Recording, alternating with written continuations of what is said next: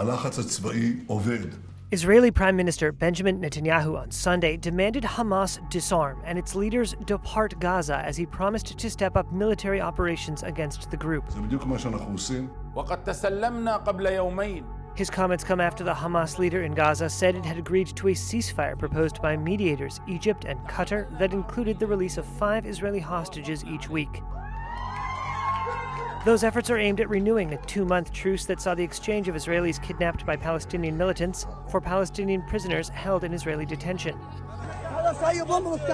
Israel resumed strikes and ground incursions into Gaza on March 18th.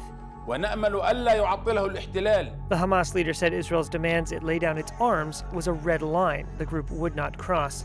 Netanyahu said he was conducting negotiations and military operations simultaneously.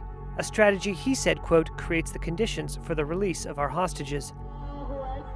On Sunday, the first day of the Muslim Eid al-Fitr holiday, health authorities in Gaza said at least 24 people, including several children, had been killed in Israeli strikes.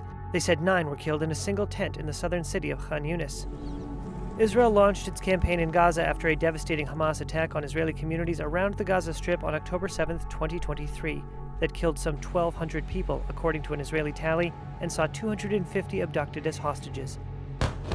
The Israeli campaign has killed more than 50,000 Palestinians, according to Palestinian health authorities, and devastated much of the coastal enclave, leaving hundreds of thousands of people in tents or makeshift shelters.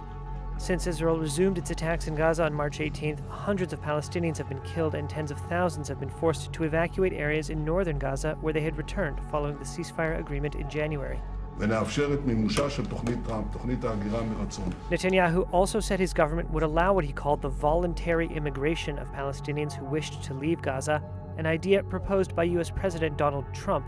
Trump originally called for relocating the entire population of Gaza, 2.3 million people, to other countries, including Egypt and Jordan, and developing Gaza as a U.S.-owned resort. However, no country has agreed to take in the population, and Israel has since said that any departures by Palestinians would be voluntary.